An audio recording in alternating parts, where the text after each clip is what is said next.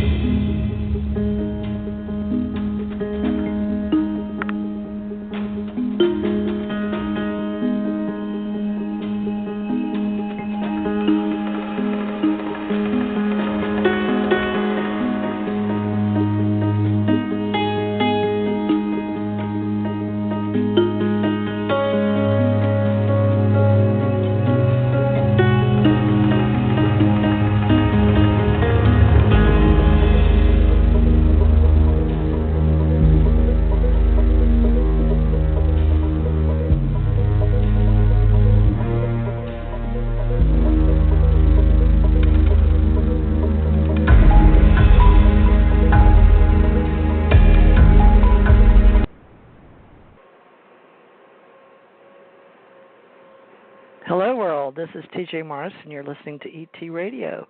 This is American Communications Online, and tonight we're presenting The Opened Walk with Bill M. Tracer, myself, and Ken Johnston, aerospace engineer, may drop by and promote NASA and space for us. So we look forward to that, all that entails. But in the meantime, we're going to talk to author Bill M. Tracer. What will lead to the opened walk? Bill's written a book on this, and we're going to be sharing this tonight with the Ascension Center Club and Authors Book Club. Let's get him on here. Hi, Bill. Hey, TJ. How are you tonight? How are you tonight? I'm great. How are you? I'm okay. Hey, my any friend day David, what? Go ahead. My friend David is here. He's actually right now leaving, and I'm letting him out the door. Oh, I want to say hi. Hey, TJ. Hi, how David. are you doing? Good to hear from you. Oh, great. You too. I miss you. I miss you too. Are you going to the Mid-South Con this year, David? I plan to. I hope you can come up for it. Oh, that's so sweet. I didn't put in for anything. It's a little too late for me now, but maybe next year I'll be ready. But thank you for inviting me. Yeah, they invite me every year to panel or speaker or moderator. That's so sweet. I just didn't get my paper in by November. So we had a wonderful anyway, but time. I'll look into. You did. We had a wonderful didn't time we? with you up here. Yes. Oh, you're so sweet. Well, I'll look forward to maybe. I don't know. We'll see what happens. I really did enjoy my time in Memphis at the Memphis Hilton. Well, David, come back sometime and join Bill on his show this Saturday night. This is Authors Club, so you can come and tell me what y'all are doing at your meeting. I would love to. Thank you so much, TJ. You bet. Well, love and light. I will talk to you hopefully after the first of the year. Happy holidays. Happy holidays to you, too. Thank you. We'll work out a time for David to be on the show at a future Saturday. Right now, he's got to get back home. He's got chores and such. Yeah. Later, David. Well, you can tell him he can look this up on ACO, American Communications Online, on YouTube, now that you know where to find it. It's up. Yeah, I'll let him know about that. You had to tell me how to find it. Yeah, you had to tell me about where we were going. There's so much going on through the company now that I don't even know how to keep up with everything and all the back roads. So I was working with Janet today, and she's working on some things, and I'm working on things, and we try to learn and help each other inside the cyberspace community. So What all do you want to talk about today? Well, you were talking about the Writers Organization, the Writers Club. David and I were doing some writing this afternoon, and I was looking at the time, and I said, "Oh my goodness, it's almost time. We gotta wrap this up." And we were both bemoaning the fact we were both so in the zone. But sometimes even when you're in the zone, you gotta cut it off. You got to come back and do some reality here. Well, good, because this will go up on YouTube. And now that we know we're going to be doing this, I just didn't have the skills, folks. I had to learn how to do all this. There's a little bit of a learning curve to podcasting, live radio shows, and I've been doing it for 6 years, and I'm still learning. So it's amazing. We're going out on FM radio, iTunes, Stitcher, Spreaker, SoundCloud. Oh, there's so many places now. And you can just know that we're doing the best we can to get the word out for our messages. And Bill and I have been working on the Ascension Center Club, and then there's others out there. And but he really has been with me since the inception, almost just a few, maybe missed me about 6 months. So we're still working, but it's the ACO Association, and also we have the UFO Association, and then we have this now. I'm in Florida. I've got a business called American Communications Online, and then on Sunday we have the Universal Life, and that's through my Theresa J. Morris Ministries. So it just depends on what you want to look into. But today, how I was impressed with Bill is he would help me with all the world religions and anthropology and metaphysics and spirituality and the Mandela effect and the 3D conscious. So he wound up being just a great, great host or co-host with me. So you may want to see some things I put there in the description, so it gives people sort of a heads up of what we're going to be talking about. But, what is fake news? I'll put some questions on here we could go through. Are world religions all important, or will they soon fade away as electronic data, which I know you would know? Will the Internet achieve sentience? What is the Mandela effect? Will we live to see more history evolve? Conspiracy theories, because these are all things that you've talked about all these years and years. And now that we're going to be on YouTube, now we'll get the word out better, because I personally would rather sit and listen to it on my TV than get on my computer and rest my neck. So it goes on YouTube, and with my computers and my TVs and my cell phones are all connected now. And I don't know if everybody else has that ability, but I know out in the country we don't get all of that until there's a need or somebody shows you how. So there's still a lot of word of mouth, folks. And are you in a place where you can pick up the Internet? So it's slow coming, but I've got my cell phone and my laptop and, TVs and all that, cable. And how about you, Bill? You got all yours all connected, everything that they're telling us to do these days, laptops and tablets and cell phones, TVs? I'm pretty connected, yeah. Pretty connected. Yeah, and interesting. I'm reading through your list of stuff for us to discuss tonight. That question of world religions. One of the things I discovered as I was doing my comparative religion study as part of the research for this book, The Open Walk, was that the number of religions in the world is steadily growing.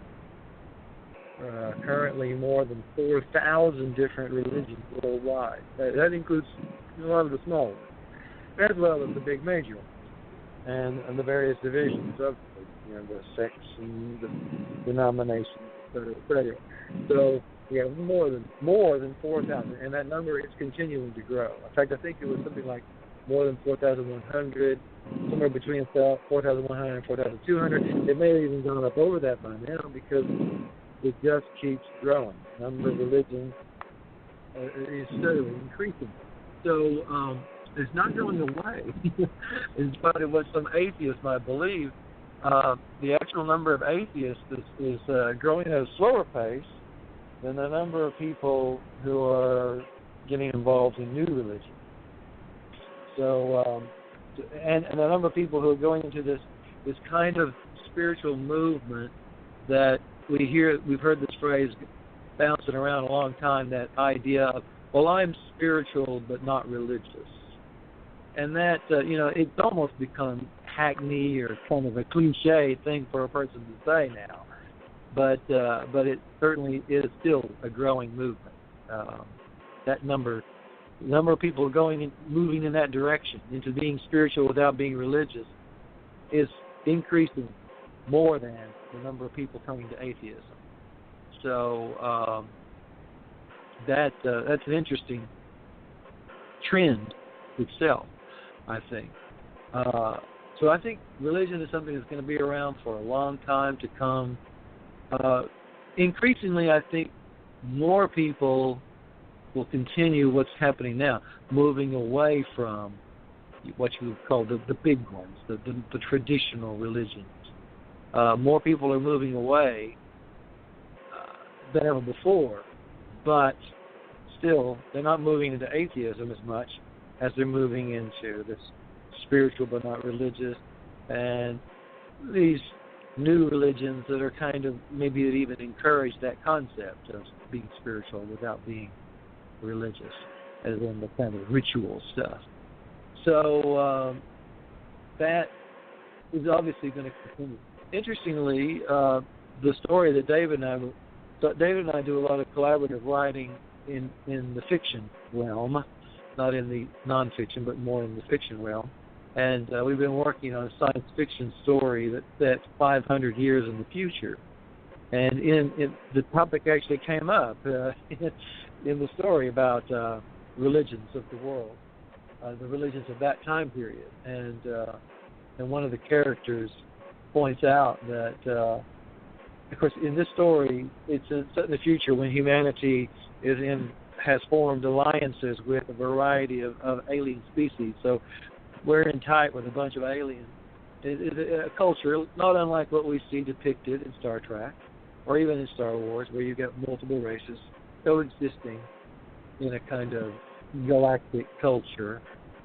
And so one of the characters points out that humanity seems to have expanded the number of religions even more in the time since they started learning of the religions of various alien species. So I think that's exactly what will happen when that time comes. We will be influenced by the religious concepts and spiritual ideas of other beings. We'll share our ideas with them. They'll share their ideas with us, and we'll find the one's ideas are enriched by that. That's what I believe the future holds for that. What is that going to be in your book? So you're taking characters, you're going to have a protagonist and all the generic ways of telling this to the human race here? Yeah, even in our fiction, I think we can still deal with things that have a reality to it, and we have real issues that we have our characters debating and that kind of stuff, and I think that's a good way to get the ideas across, and it still be a work of fiction. Fiction can tell us as much about life as nonfiction writing can, if we do it right, and I hope that we do it right. We try.